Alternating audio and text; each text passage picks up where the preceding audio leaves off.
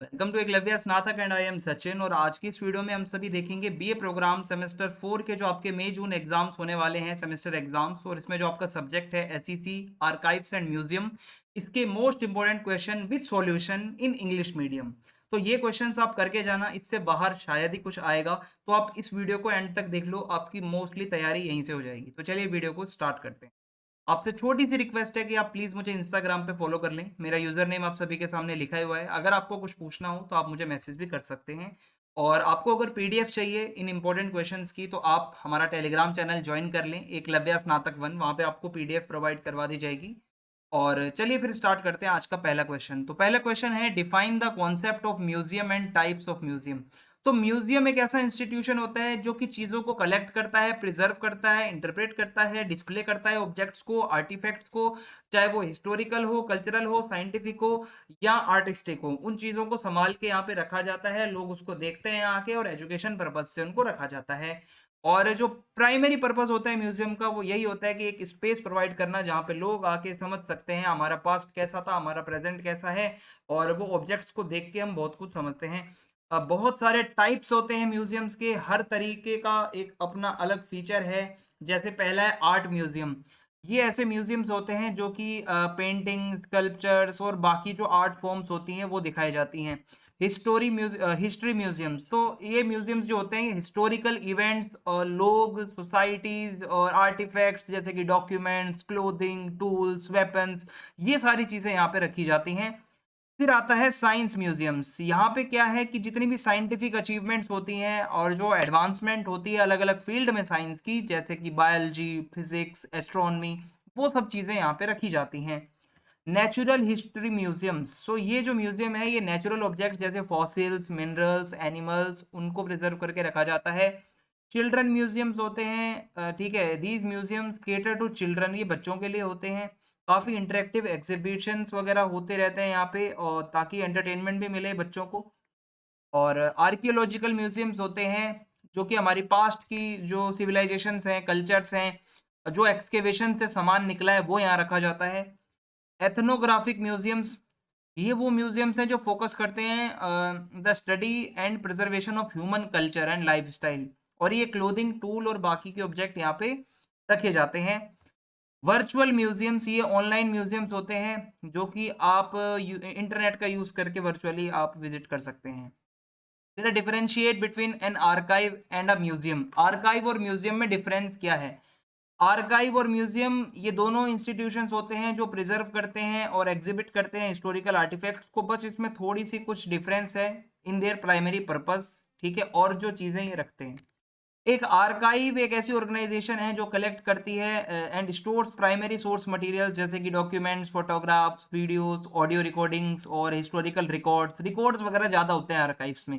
और archives are typically focused on preserving and providing access to these materials, ताकि research वगैरह हो सके, है ना। और मतलब एक जो गवर्नमेंट का रिकॉर्ड है उसको संभाल के रखना। जो ऑर्गेनाइजेशनल आर्काइव्स होते हैं, पर्सनल कुछ पेपर्स वगैरह होते हैं, लेटर्स होते हैं, ओके, वो सारी चीजें यहाँ पे रखी जाती हैं। एंड आर्काइव्स जो ये होते हैं organised according to the provenance और the source of the records, and they are typically arranged in hierarchical fashion based on the creating entity और पर्सन। ये हायरार्किकल फैशन में अरेंज किए जाते हैं। और इसको मेनली इसीलिए रखा जाता है, इसमें जितने भी पेपर होते हैं, डॉक्यूमेंट्स होते हैं, फोटोग्राफ्स होते हैं, मटेरियल्स जो प्राइमरी सोर्स ऑफ मटेरियल है वो रखा जाता है आर्काइव्स में। म्यूजियम्स क्या है, ये वाइड रेंज ऑफ ऑब्जेक्ट्स को रखते हैं, जैसे आर्ट, आर्टिफैक्ट्स, स्पेसिमेंस, ठीक है, जो नकली भी बहुत सारी चीज़ें रखी जाती हैं। म्यूजियम्स जो होते हैं वो फोकस करते हैं बच्चों को, बड़ों को, यंग लोगों को एजुकेट करने के लिए। लोगों को एग्जीबिशंस दिखाए जाते हैं, एजुकेशनल प्रोग्राम्स होते हैं। म्यूजियम्स जो है बहुत बार रिसर्च भी करते हैं अपनी कलेक्शंस के ऊपर, बट उनका मेनली प्राइमरी फोकस होता है पब्लिक इंगेजमेंट, लोगों को दिखाने के लिए होते हैं म्यूजियम। जबकि आर्काइव जो होते हैं वो मेनली काम यही होता है कि संभाल के रखना, प्रिजर्व करना। ओवरऑल आर्काइव्स एंड म्यूजियम्स दोनों यही है कि भाई हिस्टोरिकल मटेरियल्स को बचाने का काम करते हैं, बट उनका प्राइमरी जो एक ऑब्जेक्टिव है वहीं पे थोड़ा सा ये डिफरेंशिएट हो। हाउ डिड द आर्काइव और museum develop during the colonial period in India? Colonial period के अंदर ये कैसे डेवलपमेंट हुई इसकी? तो during the colonial period Bharat के अंदर आर्काइव्स और museum were establish as a tool of colonial, मतलब कलोनियल गवर्नेंस के एक टूल की तरह इनको बनाया गया था। और कल्चरल रिप्रेजेंटेशन को दिखाना, कंट्रोल को दिखाना, और आप कह सकते हो कि अंग्रेजों को इंडिया की नॉलेज चाहिए थी। हमारा पास्ट वो जानना चाहते थे, हमारे लोगों को जानना चाहते थे, हमारी कल्चरल हेरिटेज को वो कंट्रोल करना चाहते थे, इसलिए उन्होंने म्यूजियम्स वगैरह बनाने शुरू किए। सो सबसे अर्लीस्ट आर्काइव्स जो इंडिया के मिलते हैं were established by East India Company in the 18th and early 19th century. और प्राइमरीली अगर आप देखो to store and manage records related to the company, जो कंपनी का बिजनेस वगैरह होता था, जो गवर्नेंस चलती थी, वो आर्काइव्स मिलते हैं। और ये आर्काइव्स जो हैं ये बड़ी बड़ी जो कॉलोनियल सिटीज थी जैसे कैलकाटा, मद्रास, बॉम्बे, यहाँ पे ब्रिटिश ऑफिशियल्स जाके रखते थे। फिर उसके बाद है the establishment of museum in India. अगर आप देखो कॉलोनियल पीरियड के टाइम पे ये क्या है, थोड़ी यहाँ पे ट्रेजेक्ट्री है। पहला जो मॉडर्न म्यूजियम है इंडिया का, द इंडियन म्यूजियम, वो कलकत्ता में स्टैब्लिश हुआ था 1814 में by Asiatic Society of Bengal with the support of British colonial government. ठीक है। और ये क्या है कि जो नेचुरल हिस्ट्री है, कल्चरल हेरिटेज है इंडिया की, वो इस म्यूजियम में दिखाई गई थी। और साइंस और रिसर्च वगैरह का भी एक सेंटर रहा है। और ऐसे ही बहुत सारे सिमिलर म्यूजियम्स और बनाए गए, जैसे मद्रास का museum 1855, Bombay natural history society in 1883, ये सब चल रहा है। And these archives and museums were instrumental in creating, ठीक है, ये काफी इंस्ट्रूमेंटल है। अगर आप यहाँ पे देखो, in creating a body of knowledge, काफी नॉलेज मिलती है इंडिया की, इंडिया के लोगों की इन म्यूजियम से, इन आर्काइव से, जो कि कॉलोनियल ऑफिशियल्स को यूज करने में मदद मिलती थी, इससे उनको काफी हेल्प होती थी यहाँ हमारे लोगों को जानने में। And they were also use to control and manage India's cultural heritage. ठीक है, ये भाई ये चाहते थे हमारी कल्चरल हेरिटेज को कंट्रोल करना। हाउएवर अगर आप यहाँ पे देखो तो it is important to note that कि आर्काइव्स एंड म्यूजियम्स जो कॉलोनियल पीरियड के हैं were not without their flaws and limitations. ठीक है, बहुत सारे ऑब्जेक्ट्स और आर्टिफैक्ट्स जो हैं, जो कॉलोनियल ऑफिसर्स ने लिए, वो कंसेंट भी नहीं लिया वहाँ की कम्युनिटीज का कि इसको उठाना चाहिए या नहीं उठाना चाहिए, और उन्होंने जाके सीधा म्यूजियम में रख दिया उन चीज़ों को। और ये थोड़ी सी गलत चीज़ें हैं, ये मतलब कहीं ना कहीं ट्रेडिशन के अगेंस्ट हो जाता है। सो ये जो लेगेसी है, colonialism continues to shape the way archives and museum operate in India today. जैसे आप यहाँ पे देखोगे, एक डिबेट चल रही है, discussion about how best to represent and preserve India's rich cultural heritage in a way that is respectful and inclusive of all communities. तो ये डिबेट आज भी चल रही है। ठीक है, कि मतलब ये डिस्कशन चल रहा है कि कैसे ही वो बेस्ट तरीका है हम रिप्रेजेंट कर सकते हैं और प्रिजर्व कर सकते हैं इंडिया की कल्चरल हेरिटेज को। ठीक है, जो कि एक रेस्पेक्टफुल तरीका हो और सभी कम्युनिटीज को ध्यान में रखते हुए हो। Write an essay on the role of archives and museums in the writing of Indian history. So archives और म्यूजियम काफ़ी इंपॉर्टेंट होते हैं हमारे लिए। ये कलेक्शन होती है, एक प्राइमरी सोर्स होते हैं इंडियन हिस्ट्री को लिखने के। और इंडियन हिस्ट्री को पढ़ना है तो आपको भाई यहाँ पे आर्काइव्स और म्यूजियम्स तो चाहिए चाहिए, इनके बिना आप हिस्ट्री कैसे पढ़ोगे। सो आर्काइव्स क्या है, ये रिपोजिटरीज होती हैं, हिस्टोरिकल डॉक्यूमेंट्स और रिकॉर्ड्स होते हैं जिनको प्रिजर्व किया जाता है फ्यूचर जनरेशंस के लिए। और इसमें प्राइमरी सोर्सेज होते हैं, जैसे लेटर है, डायरी है, मैन्यूस्क्रिप्ट है, फोटोग्राफ्स हैं, ऑफिशियल डॉक्यूमेंट्स हैं, जो कि काफ़ी अच्छी खासी इन्फॉर्मेशन देते हैं इंडिया की पास्ट की। So the national archive of India जो है, एग्जाम्पल के लिए आप कह सकते हो, बहुत सारे डॉक्यूमेंट्स हैं यहाँ पे मुगल पीरियड तक के, और हमें एडमिनिस्ट्रेशन, इकोनॉमी और सोसाइटी के बारे में भी पता चलता है उस टाइम की। आर्काइव्स जो होते हैं ये एक कस्टोडियन भी हैं हिस्टोरिकल आर्टिफैक्ट्स के, that are great cultural and historical significance, जिनकी बहुत ज़्यादा सिग्निफिकेंस है, इंपॉर्टेंस है। और ये आर्टिफिकेट्स जो ये आर्टिफैक्ट जो हैं, ये प्रोवाइड करते हैं एक टेंजिबल लिंक इंडिया का पास्ट। हमें अंडरस्टैंड करना है, अगर हमारी कल्चरल हेरिटेज कैसी थी समझना है, तो उसके लिए ये आर्काइव्स बहुत ज़रूरी हैं। द सालर जंग, ठीक है, सालर जंग museum in Hyderabad for example houses a collection of over 40,000 से भी ज़्यादा आर्टिफैक्ट्स हैं, जिसमें बहुत सारी रेयर मैन्यूस्क्रिप्ट्स हैं, पेंटिंग्स हैं, स्कल्पचर्स हैं, जो हमारी डाइवर्स कल्चरल ट्रेडिशंस को दिखाता है। म्यूजियम्स अगर आप देखो तो ये काफ़ी इंपॉर्टेंट है। ये वाइड रेंज ऑफ प्रोडक्ट्स, जो वाइड रेंज ऑफ ऑब्जेक्ट्स जो हैं उसको कलेक्ट करते हैं। हमारे पास्ट के बारे में हमें एक एक हमें झांकने को मिलता है जब हम म्यूजियम्स में जाते हैं। जैसे इंडियन म्यूजियम है कोलकाता का, जहाँ पे बहुत सारे आर्टिफैक्ट्स हैं, और इंडिया की बहुत सारी सिविलाइजेशंस का वहाँ पे आप देख सकते हो जाके। और museums gallery display objects from the Indus valley civilization. ये जो म्यूजियम की गैलरी है, यहाँ इंडस वैली सिविलाइजेशन से लेके मौर्यन एम्पायर, गुप्ता एम्पायर, बहुत सारे और भी एम्पायर्स के बारे में चीज़ें पढ़ी हैं। सो आर्काइव्स और म्यूजियम काफ़ी इंपॉर्टेंट होते हैं हमारे इंटरप्रिटेशन में, इंडियन हिस्ट्री के इंटरप्रिटेशन में। ये हमें एक प्लेटफॉर्म देते हैं हिस्टोरियंस को, स्कॉलर्स को, रिसर्चर्स को, ताकि वो पढ़ सकें, स्टडी करें उस चीज़ पे। और इससे जो डिबेट चल रही होती है इंडिया के पास्ट को लेके, उससे काफ़ी फैसिलिटेट ये करते हैं, मदद मिलती है हमें। ओके, और for example Nehru memorial museum जो है एंड लाइब्रेरी है जो दिल्ली की, यहाँ सेमिनार्स होते रहते हैं, कॉन्फ्रेंस होती रहती हैं, वर्कशॉप होते रहते हैं अलग अलग इंडियन हिस्ट्री के टॉपिक्स के ऊपर, जहाँ सारे स्कॉलर्स आते हैं, एक्सपर्ट्स आते हैं। ये है define archives and trace its development in India. Archives का मतलब आपको पता चल ही गया होगा भाई पीछे क्या होता है, मैं सीधा आपको इसका डेवलपमेंट बताता हूँ। एंशियंट टाइम में जाओ तो इंस्क्रिप्शंस जो हैं वो रॉक, पिलर और कॉपर प्लेट पे लिखे जाते थे। ये इंस्क्रिप्शंस हमें बहुत सारी इन्फॉर्मेशन देते थे, पॉलिटिकल, सोशल और इकोनॉमिक कंडीशन बता देते थे। तो मौर्यन एम्पायर में बहुत सारे आर्काइव्स मिलते हैं। और the king would appoint an officer to maintain, ये रिकॉर्ड्स को मेंटेन करने के लिए एक ऑफिसर भी होता था, एडमिनिस्ट्रेशन का रिकॉर्ड, रेवेन्यू का रिकॉर्ड, जस्टिस का रिकॉर्ड। मुगल पीरियड में एम्परर्स जो होते थे वो भी अपना रिकॉर्ड लिखवा के रखते थे, जिनको मुगल आर्काइव्स भी कहते हैं हम। और ये रिकॉर्ड जो है बहुत ज़्यादा इन्फॉर्मेशन बताते हैं हमें, उनका दरबार कैसा था, उनकी पॉलिसीज कैसी थी, उनकी डिप्लोमेसी कैसी थी। कॉलोनियल टाइम पे भी ब्रिटिशर्स ने एक मॉडर्न सिस्टम अपनाया रिकॉर्ड कीपिंग का, जिससे आर्काइव्स वगैरह रखे जाने लगे। और ब्रिटिशर्स ने ही इंपीरियल रिकॉर्ड डिपार्टमेंट भी बनाया 1891 में, ताकि जितने भी रिकॉर्ड्स हैं उनको प्रिजर्व किया जा सके ब्रिटिश एडमिनिस्ट्रेशन के। तो ये है इंडिपेंडेंस के बाद national archive, the national archives of India बनाया गया 1891 में। Wait after independence the national archives of India was established in 1891 as a repository of important historical records and documents। ठीक है, तो ये यहाँ पे बनाया गया। और नेशनल आर्काइव्स क्या करता है, प्रिजर्व करता है, कलेक्ट करता है जो भी हमारी आर्काइव से रिलेटेड जो हेरिटेज है हमारे नेशन की। स्टेट आर्काइव्स हैं, और खासकर जैसे आप देखोगे नेहरू मेमोरियल म्यूजियम है, लाइब्रेरी है, the Indian council of historical research है, द नेशनल म्यूजियम है, ये सारी चीज़ें इंपॉर्टेंट है भाई। और रिसेंट ईयर में एक डिजिटाइजिंग आर्काइव्स भी इंडिया में आने लगे हैं, और ताकि पब्लिक आसानी से आर्काइव्स को देख सके।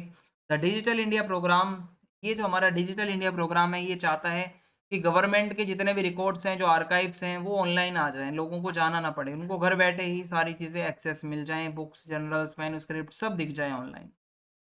अबे नेशनल म्यूजियम न्यू दिल्ली, ये शॉर्ट नोट्स में क्वेश्चन आता है तो आप इसको याद कर लेना। ठीक है, नेशनल म्यूजियम न्यू दिल्ली में बहुत बड़ा म्यूजियम है।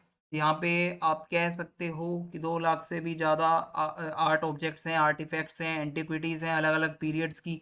1949 में इसे बनाया गया था। ये जनपथ के पास है, इंडिया गेट के पास में। नेशनल म्यूजियम में बहुत सारी गैलरीज हैं अलग अलग पीरियड्स की। ठीक है, pre historic time, ancient, medieval, modern.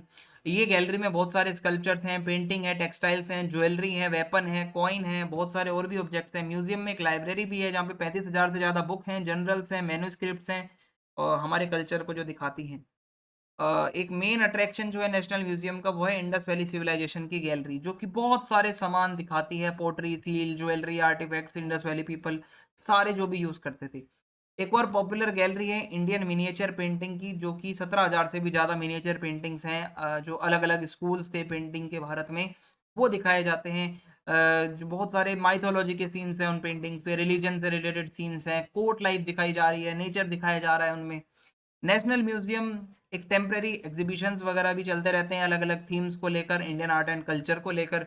Additionally अगर आप देखो तो यहाँ पे लेक्चर्स भी होते हैं, वर्कशॉप भी होती हैं, स्कूल के बच्चे भी घूमने जाते हैं, विजिटर्स आते रहते हैं। सो एक खजाना है ये हमारी इंडियन हिस्ट्री का नेशनल म्यूजियम, जो कि हमें इंडिया की अगर हेरिटेज देखनी है तो आप एक बार विजिट करें। Trace the history of the establishment of museums. Explain with any one example of an Indian museum of your choice. So, establishment of museum अगर आप देखो एंशियंट टाइम में बहुत पीछे आपको जाना पड़ेगा। ठीक है, पहले क्या होता था, मंदिरों में, पैलेसेस में, पब्लिक स्पेस वगैरह में कलेक्शन की जाती थी। मॉडर्न कॉन्सेप्ट जो है म्यूजियम का एज ए इंस्टीट्यूशन, अगर आप देखो कि ये जो कलेक्ट करने का काम है, प्रिजर्व करने का काम है, एग्जीबिशन का काम है, ये रेनेसा के बाद से स्टार्ट हुआ है। यूरोप में जब रेनेसा हुआ, पहला public museum the Capitoline museum, ये रोम के अंदर बनाया गया 1471 में बाय पोप सिक्सटस फोर्थ।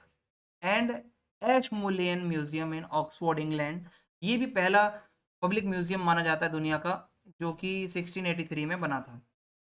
फिर है भारत में, अगर हम हिस्ट्री देखें म्यूजियम्स की, तो 5th सेंचुरी बीसी में पहला बुद्धिस्ट म्यूजियम बनाया गया सांची में, मध्य प्रदेश में। ये कॉलोनियल एरा अगर आप देखोगे तो उस टाइम पे भी बहुत सारे म्यूजियम्स बनाए गए, ब्रिटिशर्स ने बनाए। सबसे पुराने में से एक आपका द इंडियन म्यूजियम आता है कोलकाता का 1814 में, जो कि एशियाटिक सोसाइटी ऑफ बंगाल ने बनाया। ठीक है, और यहाँ पे बहुत सारे पुराने पुराने कलेक्शन हैं, आर्टिफैक्ट्स हैं, फॉसिल्स हैं, कॉइन्स हैं, आर्ट्स ऑब्जेक्ट्स हैं, टेक्सटाइल्स हैं। एक और म्यूजियम है द नेशनल म्यूजियम, जिसके बारे में हम पीछे पढ़ चुके हैं। ठीक है, एक और एग्जांपल है इंडियन म्यूजियम्स में है छत्रपति शिवाजी महाराज वस्तु संग्रहालय, also known as the prince of wales museum. ये मुंबई के अंदर है, जो कि 1922 में बना था। यहाँ पे क्या है, प्रिंस ऑफ वलेज जब वेल्स प्रिंस ऑफ वेल्स जब आए थे, तो वो विजिट के टाइम पे ही ये सब बना है। ठीक है, मतलब वो विजिट के टाइम पे ही वो सारी बातें बताई गई हैं। द म्यूजियम, आप अगर यहाँ पे देखो कि 50,000 से भी ज़्यादा आर्टिफैक्ट्स हैं। बहुत सारे पुराने पुराने हमारे आर्टिफैक्ट्स हैं, स्कल्पचर्स हैं, पेंटिंग्स हैं, डेकोरेटिव आर्ट्स हैं, बहुत सारी यूरोपियन पेंटिंग्स हैं, आर्म्स हैं, आर्मर्स हैं, टेक्सटाइल्स हैं। और बहुत अच्छा म्यूजियम है ये भाई, अगर आप देखोगे। ठीक है, बहुत ब्यूटीफुल एग्जांपल है इंडो सार्सेनिक आर्किटेक्चर का। ठीक है, अगर आपने 12th में आर्किटेक्चर पढ़ा होगा तो आप याद कर सकते हो कि इंडो सारासैनिक आर्किटेक्चर कौन सा होता है। ओके, और इसके जो आर्किटेक्ट थे वो हैं George Wittet. Right an account of your, देखो अब आप कोई म्यूजियम में घूमने गए, अपनी मर्जी का म्यूजियम था, आपको वो कैसा लगा, आप हिस्ट्री के स्टूडेंट हो, तो आपको ये बना के आंसर लिखना है कि हम भाई वहाँ गए थे, वहाँ ये देखा वो देखा। ठीक है, हम इधर घूमे उधर घूमे, लपेट के लिखना है जितना लपेट सकते हो।